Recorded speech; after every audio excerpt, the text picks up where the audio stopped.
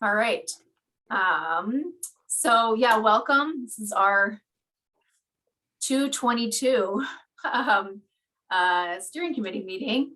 And this is going to be the first of our kind of topic-based discussion. So we're excited to kick it off and hear your guys' thoughts.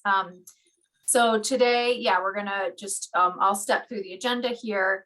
And then I'm really gonna hand it over to our consultant team who are the topic experts on this. They're gonna lead the discussion. So we're gonna talk first about just kind of what the top focus topics are, kind of a review of what we're doing today and why.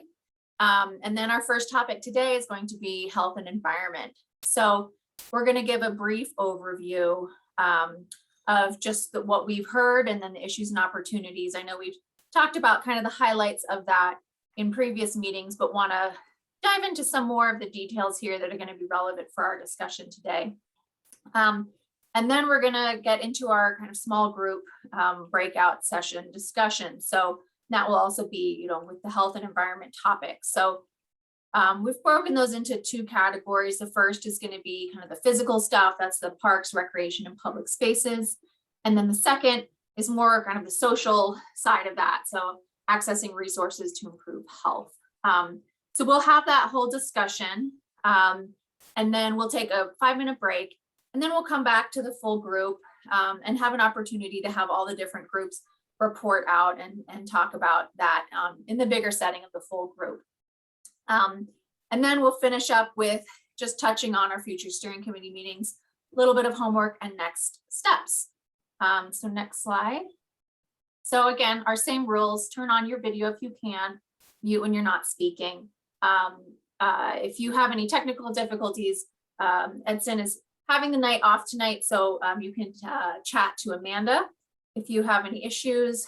And then I'm not sure if we have members of the public here today, but just a reminder that the discussion is with the steering committee members, but you're welcome to send chat questions. We'll try to answer if we have time at the end. And as you all got the little notice on Zoom, this meeting is being recorded. We'll post it up on the website after the meeting.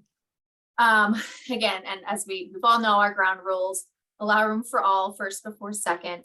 Try to avoid repeating what others have said when agreeing. And when disagreeing, be respectful and focus on the idea, not the person. And then, yeah, for the big group, I think it's helpful when we use the raise hand function and or the chat. When we break into the smaller groups, that's, more informal and you can kind of jump in there. And yeah, that should be it for this. So next slide. Just a reminder of where we are in the timeline. So our kind of phase 1 that we did was listening to just hearing the kind of broad stroke ideas, understanding the area. So now we're starting to, we've defined those issues. We've talked about the issues a lot in this group.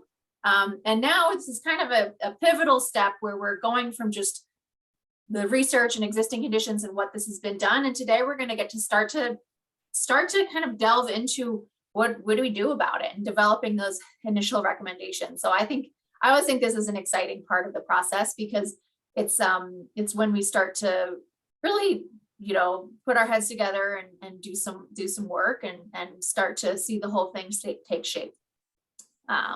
So next slide.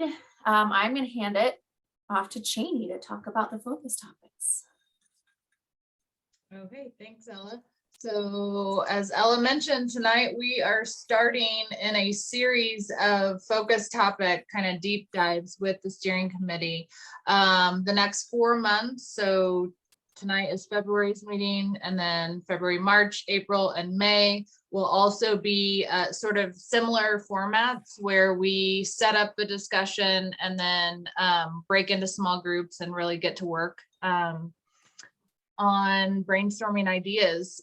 So just a reminder of what focus topics are. So if you'll remember, there are the 4 buckets of the plan: land use and built form, economy and housing, mobility, and quality of life. And focus topics are sort of these unique areas that kind of they go between each of those topics. So they don't nestle nicely within each of those. They have cross-discipline and require collaboration. And they are urgent, pressing, or unique. So today we are talking about health and environment. And just to, this matrix kind of shows that cross-disciplinary nature of these. So the 5 focus topics here are listed on the left, and you can see, and you could argue where the X's go, but generally there are at least 2 buckets that each of these fall under. Whoops. And so tonight, talking mostly about quality of life, but it also has to do with land use in terms of like parks and recreation, how we utilize our land and public space. So the goal of tonight is to have these topic-based conversations and to talk in small groups and to focus on developing ideas, strategies, and tools to address these key issues. So we'll break the discussion when we get into the breakout groups, and the way that we're presenting the information, the background is broken into these two areas. So more about the physical environment, where we're going to talk about parks, recreation, and public spaces, and how can we make improvements to these physical spaces that can improve the health and well-being of our residents and improve the environmental quality. And then we'll switch to more of a social aspect, where we're talking about accessing and improving access to resources that improve residents' health. So, physical health, mental health, anything health related that we can, bring together these resources for residents for overall quality of life and better well-being. Just a quick recap. You've seen this slide probably a couple times by now, but this is all of the dot exercises from the mapping in phase 1, where we asked about likes, dislikes, and ideas.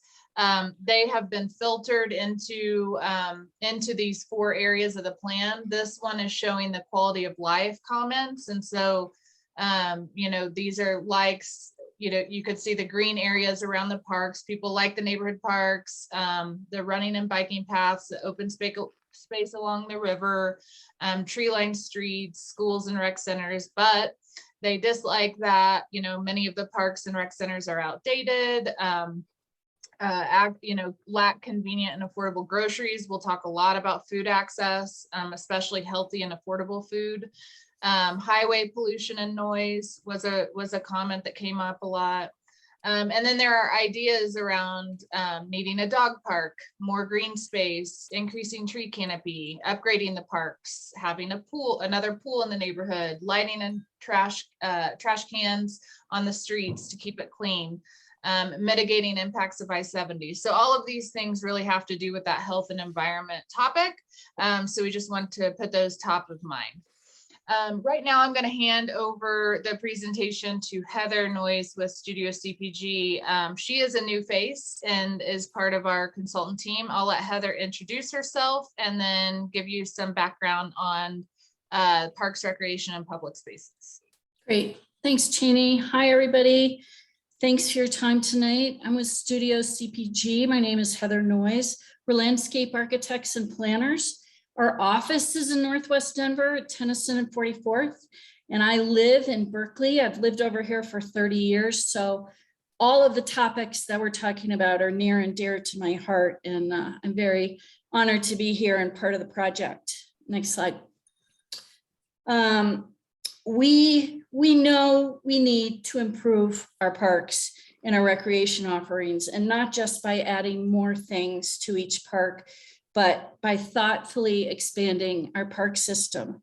So within the study area, access to neighborhood parks and the 2 recreation centers here is pretty good. There are exceptions. Gates, Crescent, and Fishback Parks are 2 neighborhood parks on the east side of I-25. And we do have a few notable gaps, and you'll see the diagram on the right side of your screen is what we call our gap map.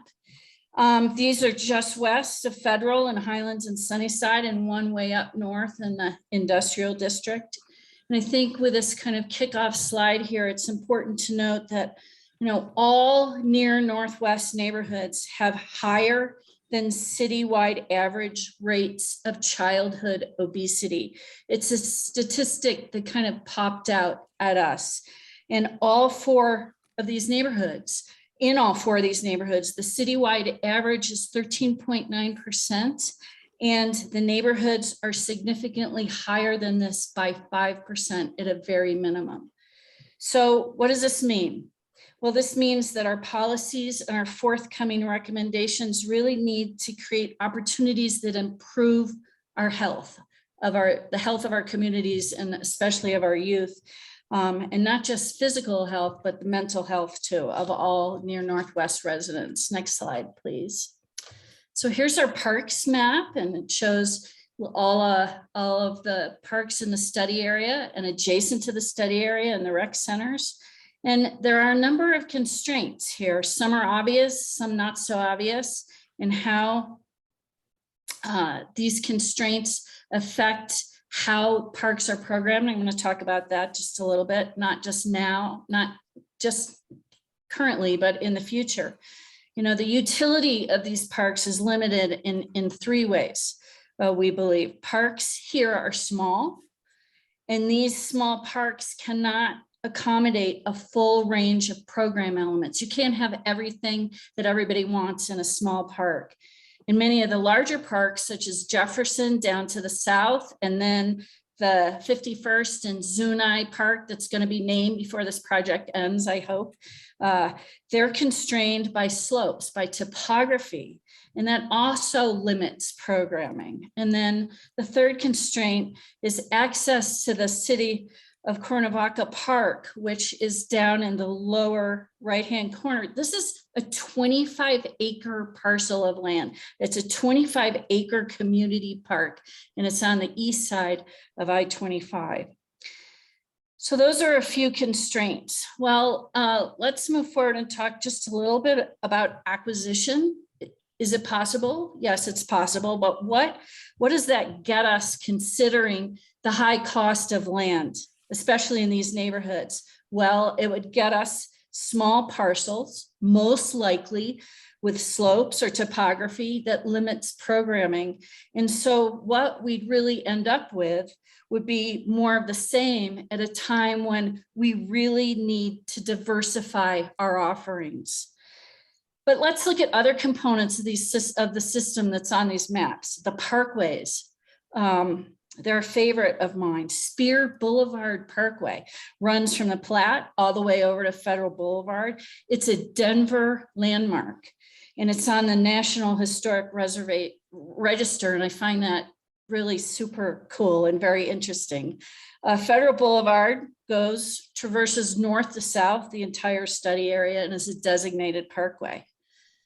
Context, well, what's nearby? What's outside of our boundary here? Well, we've got 46th Avenue Parkway, which starts just west of Federal. We've got Rocky Mountain and Berkeley Parks. We've got Willis Case Golf Course, which is off this map, and the great brand new clubhouse that they've got. Sloan's Lake, and the expanding system of riverfront parks all along the park. All along the Platte River, all along the Platte River on the other side of I-25. So there's a lot here. There is a lot here, and we need to ask ourselves, where will future investment result in the most change and create the most opportunity? Should we focus on improving connections to the existing larger facilities that are outside of the study area? Can we expand our parkway system within the study area? What would a new, modern, updated parkway look like? Are there opportunities for a festival street here? Next slide, please.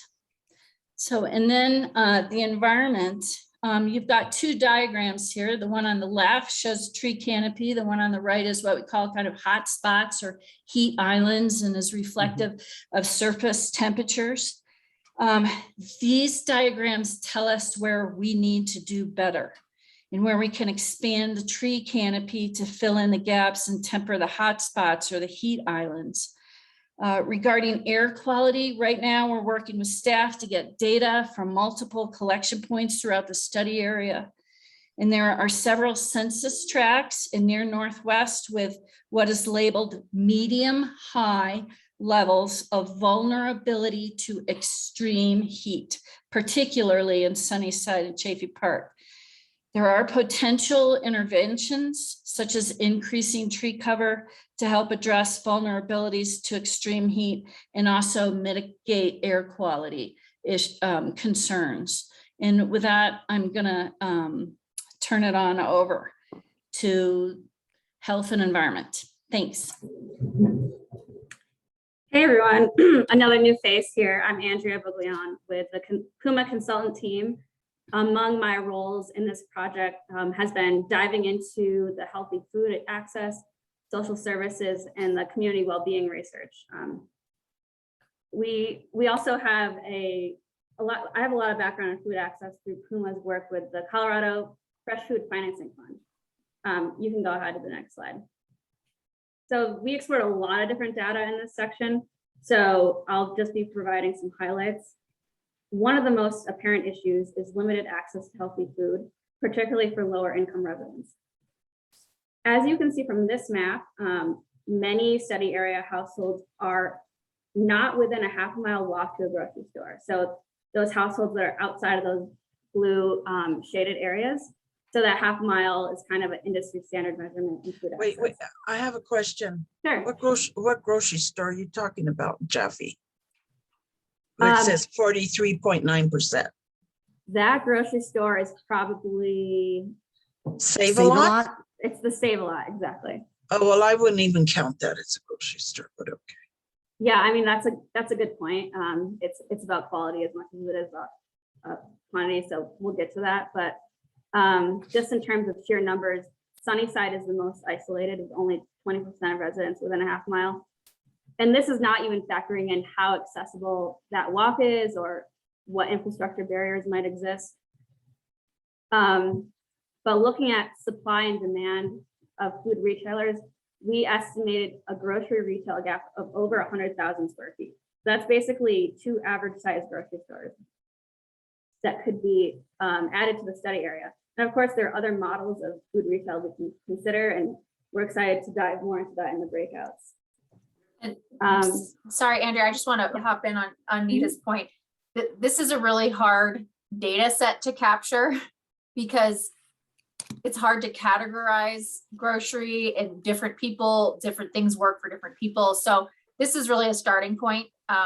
This is just the way that the data set that the city uses categorizes a bit, but I just want to clarify that our conversation definitely has room for the kind of nuance that you're getting at. So I think that that's for sure something to bring up in the discussion, and we can, I think it's very helpful when we share this data to have that kind of narrative to go along with it that acknowledges those limitations and that allows our recommendations to address them. Yeah, thank you, Ella. Someone just commented in the chat, why isn't Lever's locavore included?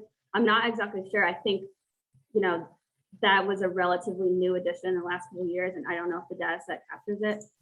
And I think that comes back to the categorization. It's like, if you're looking into the data, it's basically how the Department of Public Health, I believe, has defined it. And it's like a full service grocery store is what comes up here. So sometimes things like Trader Joe's don't come up, but Save-A-Lot does. So again, this data is our starting point, and conversations with people like you who know this area and know what's on the shelves of these places is really, really important input for the discussion that we'll be having. Yeah. And just another really important point in this food access conversation is not just how many stores exist, but how are they serving the people? How affordable are the offerings? Are they culturally relevant? So that's something to consider as well. It's also important to mention non-retail food access points. So nonprofit food banks like Bienvenidos, they're really working to respond to the needs of the community, but they are at risk of being pushed out due to rising rents and changing neighborhood dynamics. And this is unfortunately also true for some other smaller food businesses. You can go on to the next slide. So within the near Northwest, there isn't necessarily equitable access to healthcare and other basic services, nor more broadly speaking, equitable access to economic opportunity. which in itself can be a predictor of health outcomes. As we all know, the individual and community's well-being is strongly related to the opportunities and resources they have or hadn't had access to. This is Blueprint Denver's access to opportunity map, and it generally shows areas adjacent to the I-25 corridor, some pockets in Chaffee Park and the industrial areas as having more access to opportunity than most areas of the city. The rest of the study area is considered average compared to citywide. And just to mention a few indicators that illustrate disparate access to basic needs. One is life expectancy. Like many health outcomes, it's strongly correlated to social and economic indicators like poverty level, educational attainment. In the near Northwest, average life expectancy in Highland and Sunnyside is 7 years lower than that of the Denver neighborhoods with the highest life expectancies. So just something to think about. Chaffee Park residents have the highest potential for lead exposure with a risk score of 10 out of 10, according to DDPHE's lead risk exposure score. And there are some Sunnyside census tracts with a score between 7 and 9. The other two neighborhoods fare a little bit better. Next slide, please. We did sort of an inventory of both formal and informal social service providers in the study area compared to other Denver neighborhoods. The near Northwest is slightly underserved in terms of childcare facilities, public restrooms, libraries, urgent care centers, and pharmacies. In terms of informal providers, we found it interesting that the study area is home to a significant concentration of churches and religious institutions, many that are providing things like emergency food assistance and shelter and rehabilitation programs, senior programming, and a lot more. And then finally, while the near Northwest does have some formal services like supportive housing for people, for families experiencing homelessness, such as the Regis Safe Outdoor Space Facility, the area might not be adequately served, which is something we want to continue exploring through this process. I think that wraps it up for me.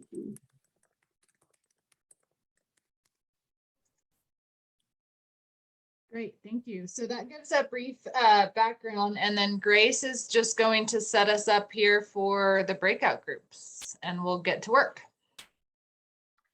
Yeah, so kind of how Ella said in the beginning, we're kind of at this exciting point in the process where we're really starting to work on kind of brainstorming around your ideas on how we can address these issues and kind of get to that ideal vision of the near Northwest we want to see. So we're going to get your thoughts and ideas around this topic of health and environment. And like Cheney and Ella had said before, we're going to kind of break this into two parts. We're going to talk for 45 minutes, and we'll spend the first half of that conversation focusing on the physical environment, so improvements that can be made to our parks, our rec centers, streets, and open spaces. And then we're going to spend the second half of the conversation talking about kind of more that social services piece, so access to resources to improve health. So we're going to break up into small groups here, and each group will have a facilitator in it, but we will ask for someone from each group to volunteer to do the report out when we come back afterwards.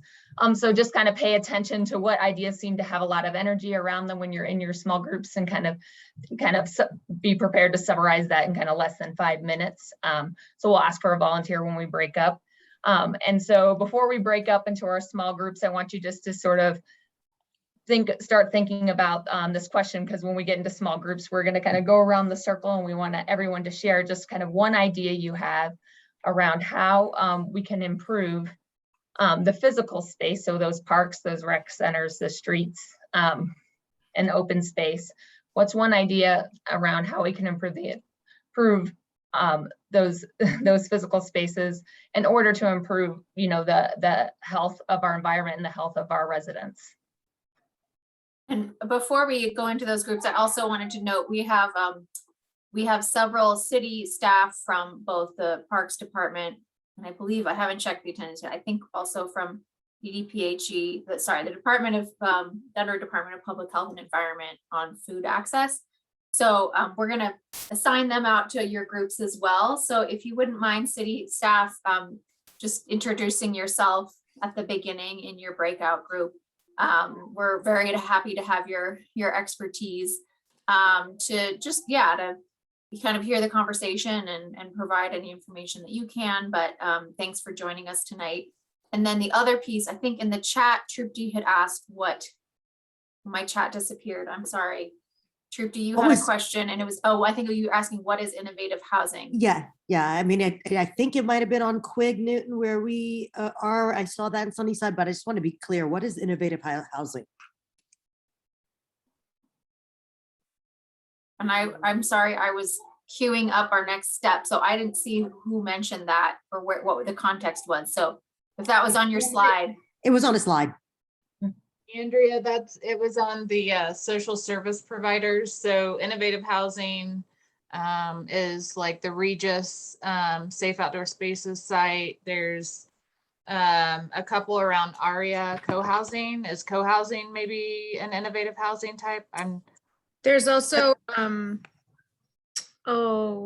Habitat for Humanity up there as well, which I would assume is innovative housing. Yeah, so I was curious about which one in Sunnyside was the blue little triangle. So you can that's answer that Quig. later. That That's was quick. Quig. Okay, thank you. Just wanted to be sure. Thanks.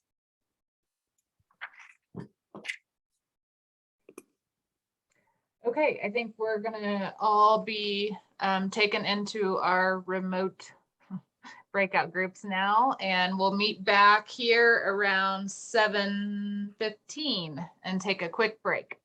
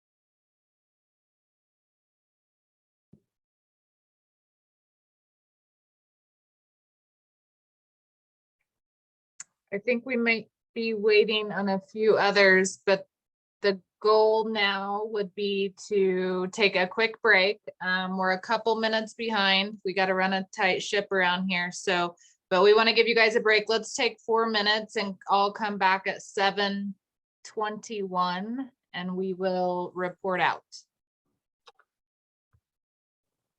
I will not be returning. I'm heading out for my evening. But great work, fantastic discussions. I mean, you guys all just rock. Thanks, Thank you, Rebecca. Rebecca. Have a Have a margarita great for me. trip. Oh, thanks, Rebecca. Have a good dinner too. Mhm.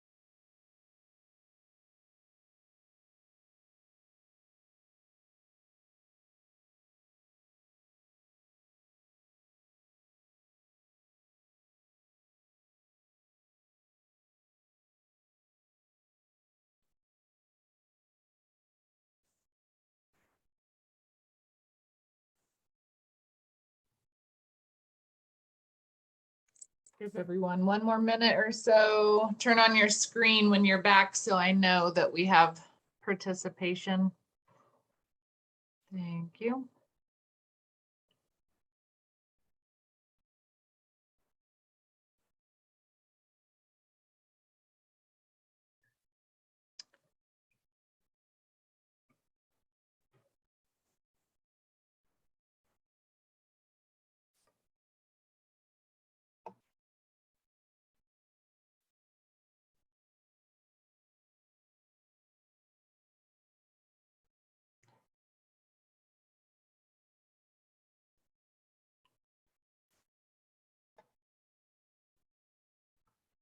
Okay, Grace, you want to take Yeah. it away? First group was Nita, volunteered, sort of. Sort of.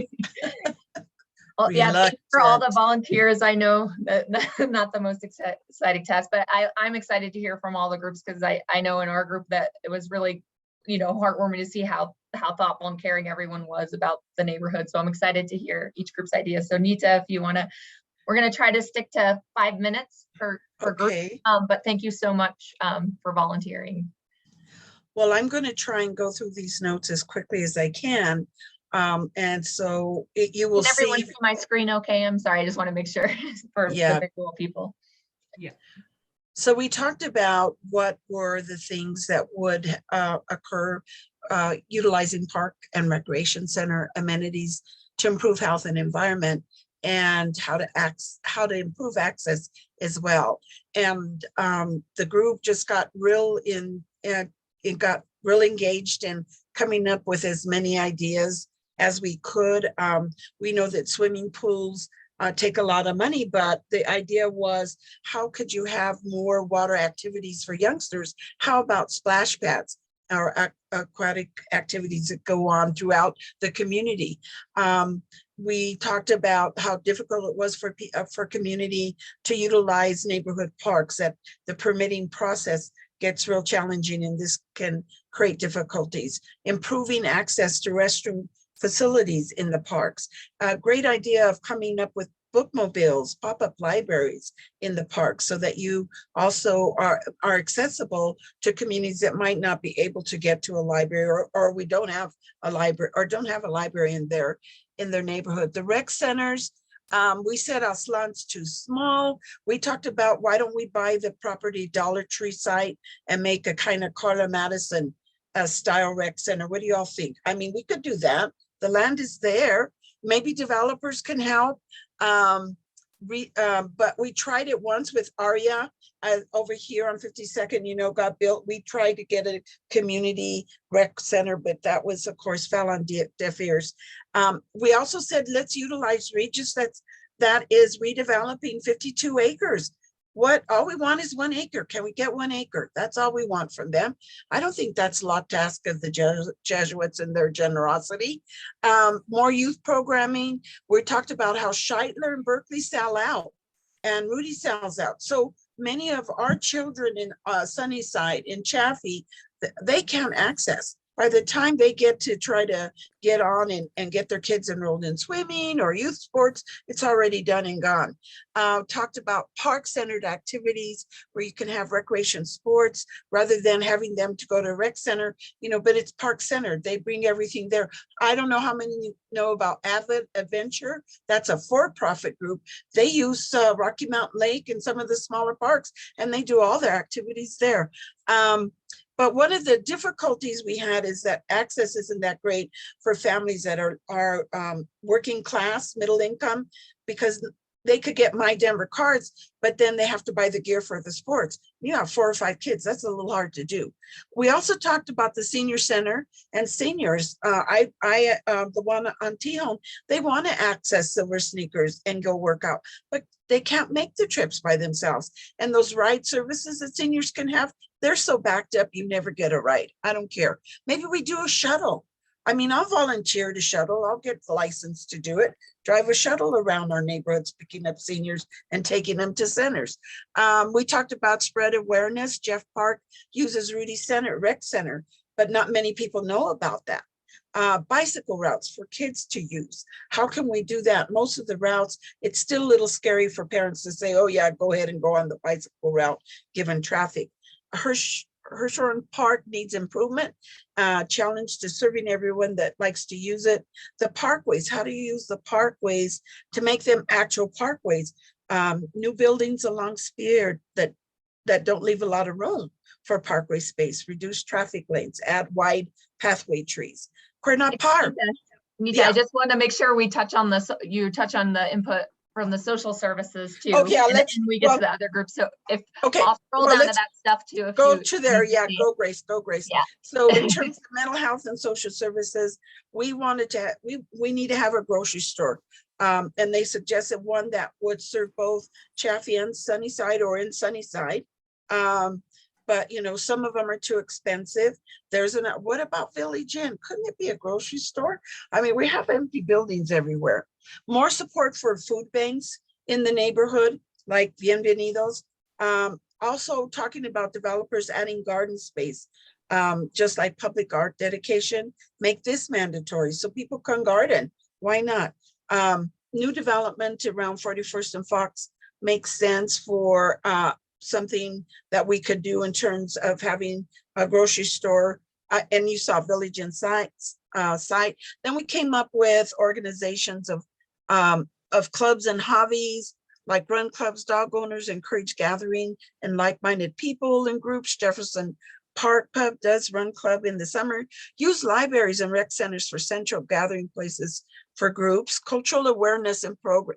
I gave the example, I don't like bluegrass, but if you have a mariachi, I'll be there. So not everybody likes the same thing. And I want to I love the Chaffee Park music. I just want more Mexican music. I just want to tell you that right now. And then we also have Servicio de la Raza, has a mobile clinic, gives flu shots and vaccinations. And, you know, for those, there are many in our community. I wanted to argue that when we think from what we'd like, well, we need to think where those in our community are less fortunate than us and what they might need. And many need healthcare and easy access to that. Their children need access as well. So we talked about those organizations that could maybe work with us. So is that it, Grace? Yeah, thank you so much. Yeah, okay. Thank you for summing that up. I know it's a lot to cover. Too much. Thank you. Well, I imagine we can share this document too, so everyone can kind of see each other's ideas too that way. So now we'll kind of get the next group. So that was Brad and Andrea. Yeah, we had spirited discussion and Lexi is our spokesperson.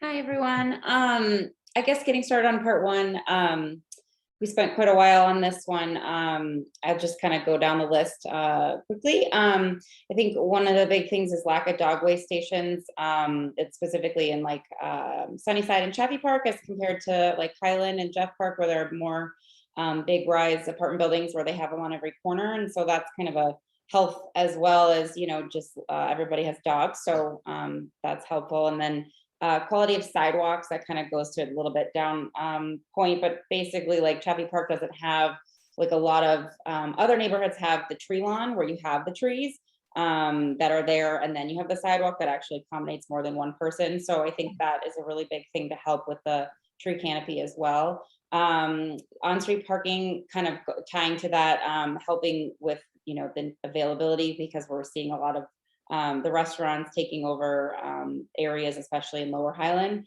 retaining neighborhood beauty, buildings, churches, balance between the old and new, and really making that pedestrian friendly.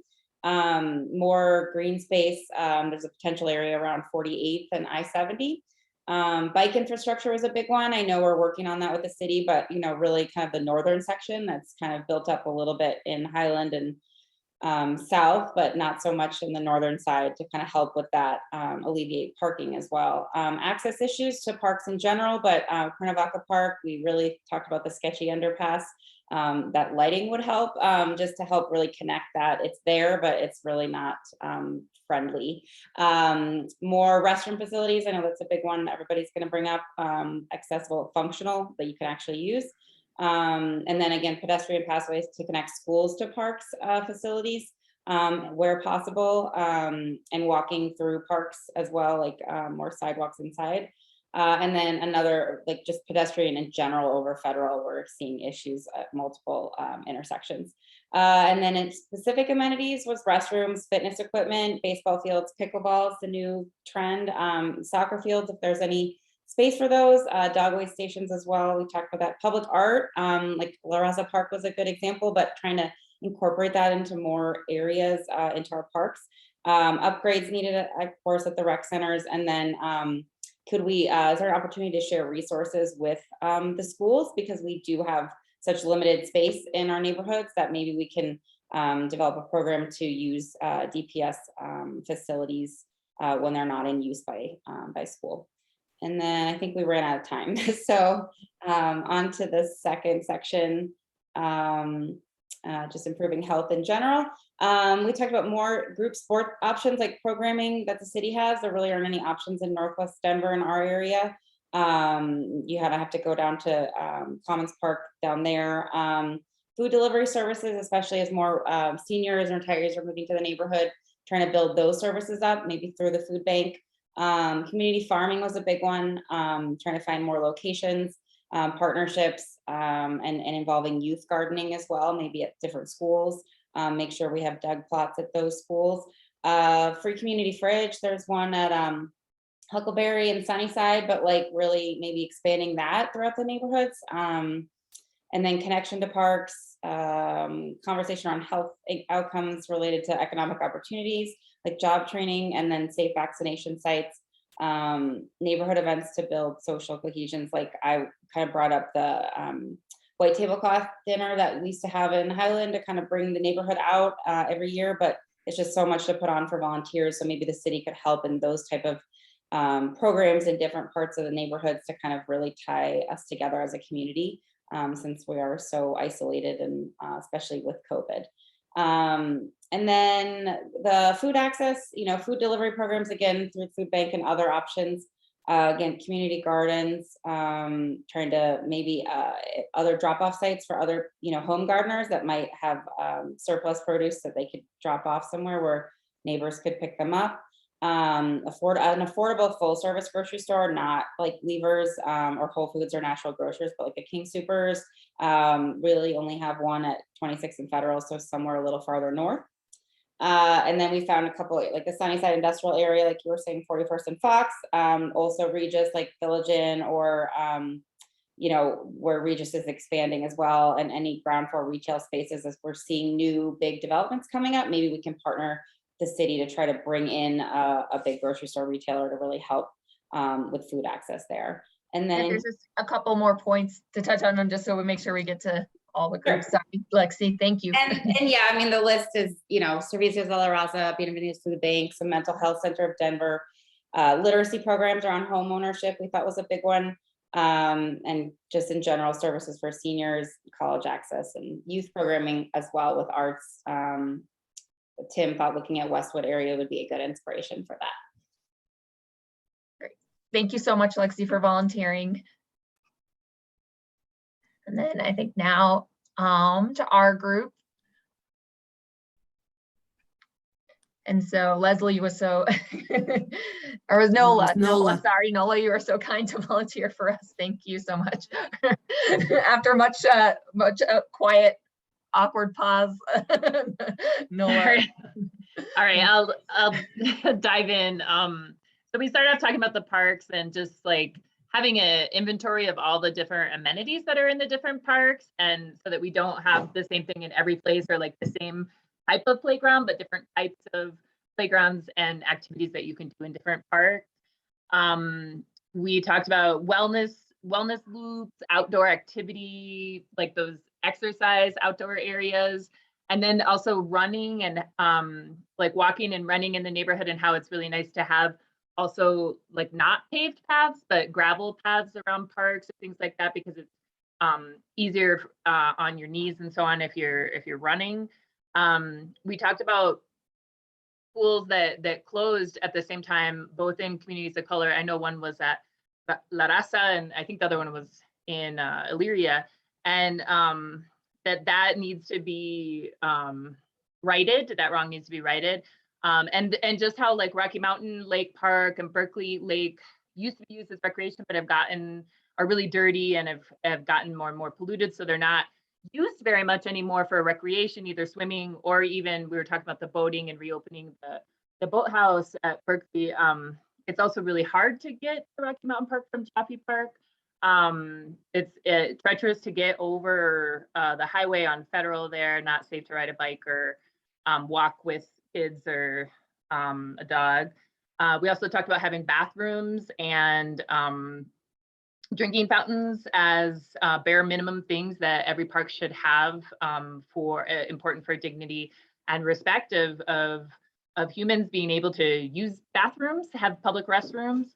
The Berkeley bathhouse I talked about, adding dog parks. So we talked a little about just needing dog parks because people that have dog owner or that have dogs, there tends to be a conflict because people just are leaving waste, they're letting their dogs off leash, and it conflicts with other people using the park. So really having more dog friendly spaces where they can be off leash. We talked about rec centers and just like Aslan in particular was mentioned that there's just not that many activities. Like how can we have more places where people can get to know other people in their community and have more activities at the rec centers. Lighting in the evenings, also Sunnyside, the industrial part as a great opportunity for maybe some green spaces, a green street. Okay, I'm going down, mental health. Oh, there's not a rec center in Chaffee Park at all.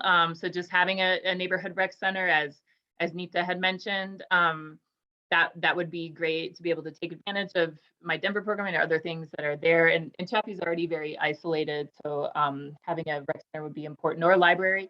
We also don't have a library that's walkable.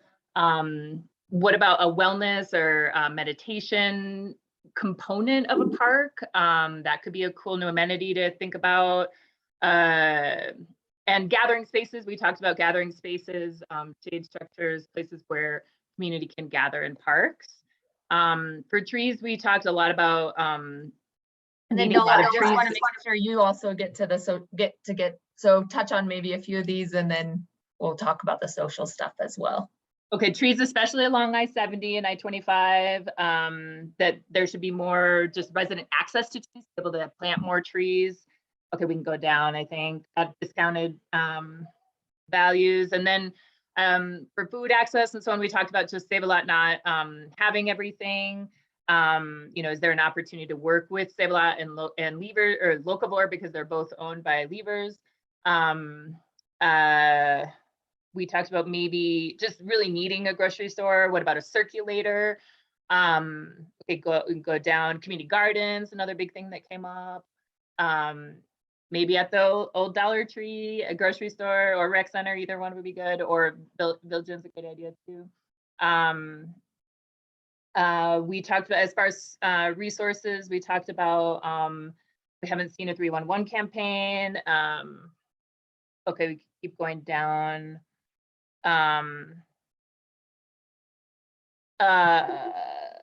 So some food banks help for seniors, transportation for seniors. That was a big thing that we talked about.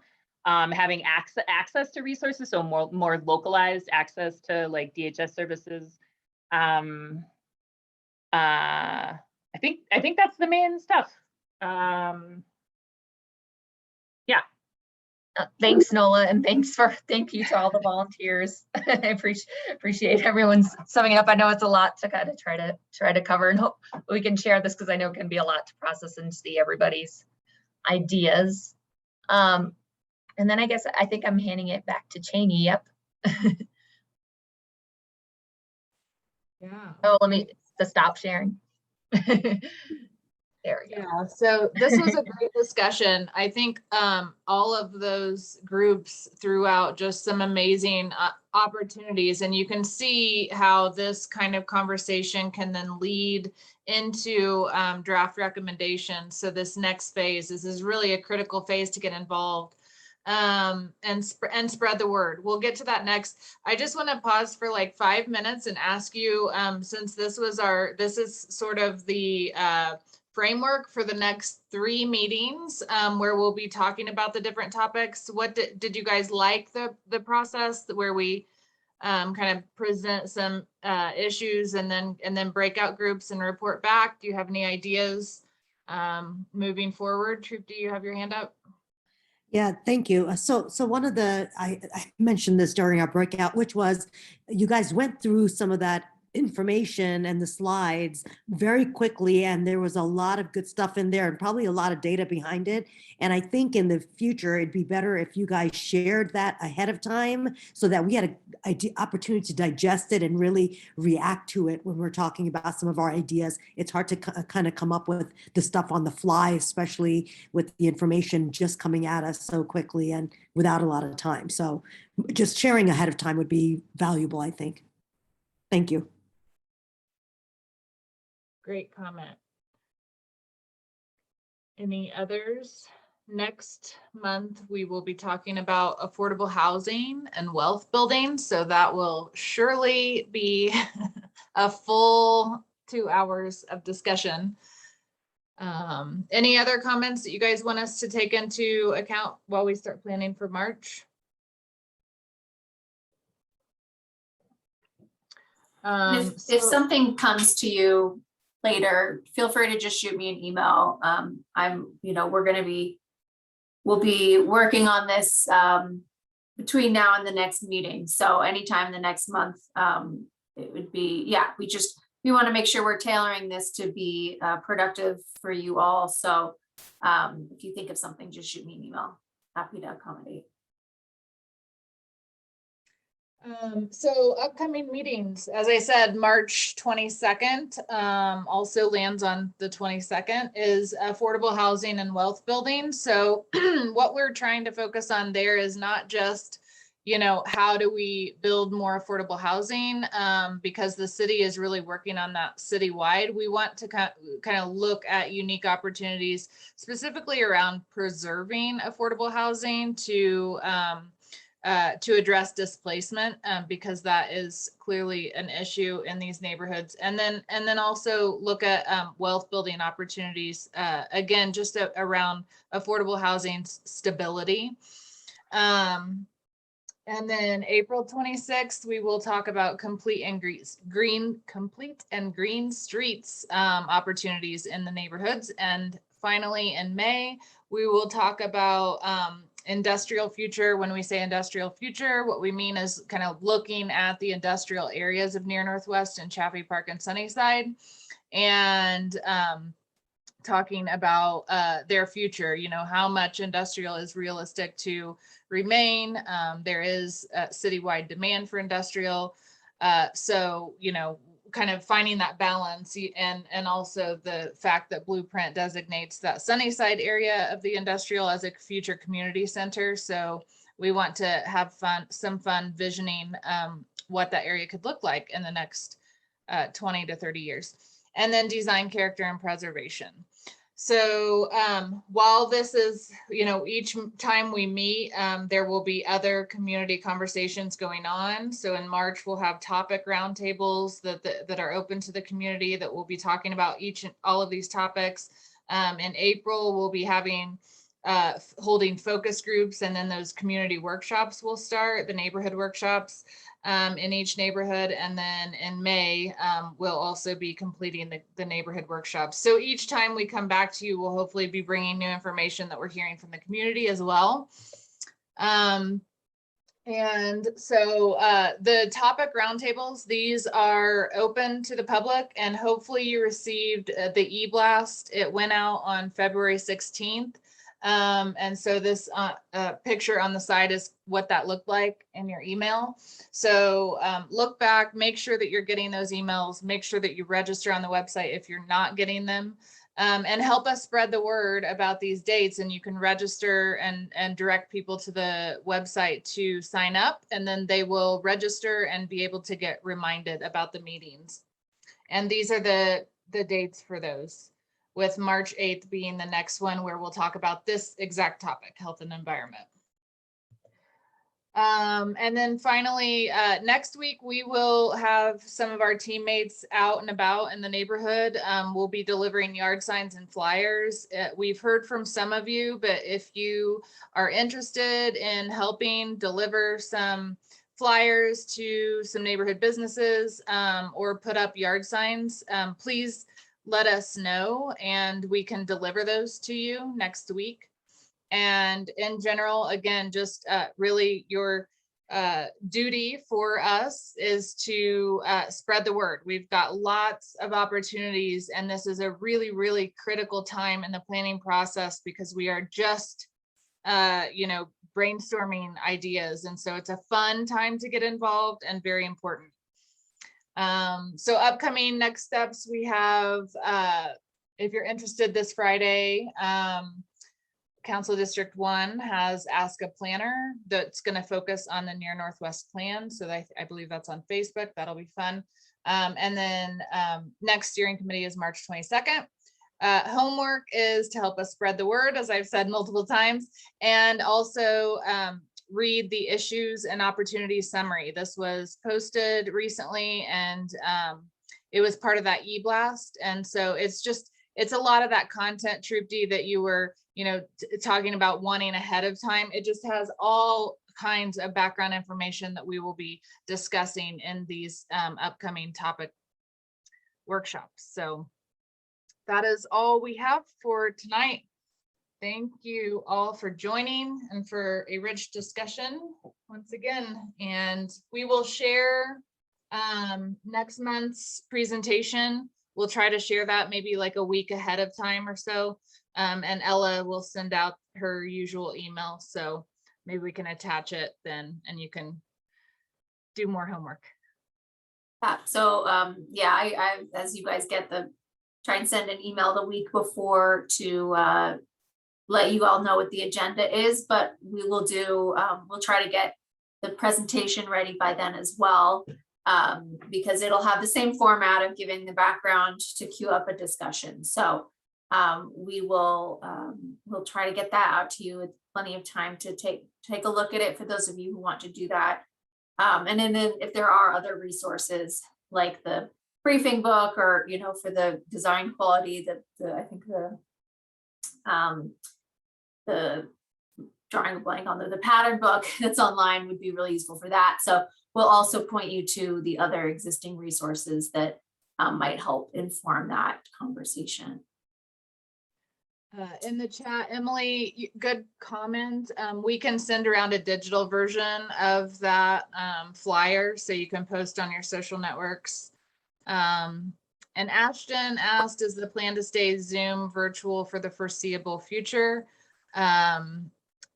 Assuming you mean steering committee meetings. All of the virtual roundtables have been planned, and we'll have the in-person neighborhood workshops, but I think, Ella, can you answer that? We've talked about the potential of meeting in person as a steering committee in the future.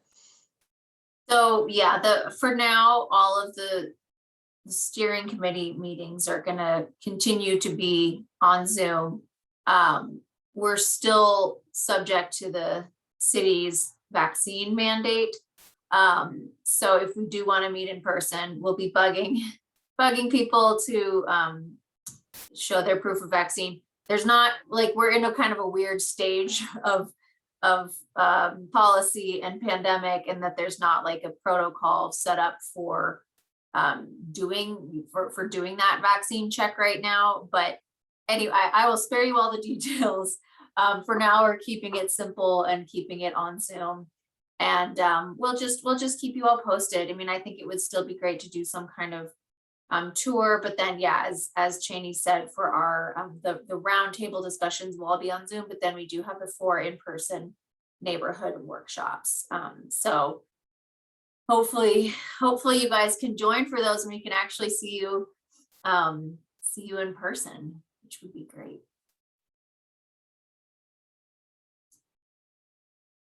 And yeah, never mind, sorry. Any other thoughts or questions or things to share, or do we all want to reclaim 8 minutes in our lives? I got a thumbs up for that. I just want to second Leslie's comment. For the next month, it'd be really important to get that information ahead of time, the presentation ahead of time. And if there's any current data about displacement, as the most recent as possible. I know it's hard to get right now data, but the last couple of years have been intense.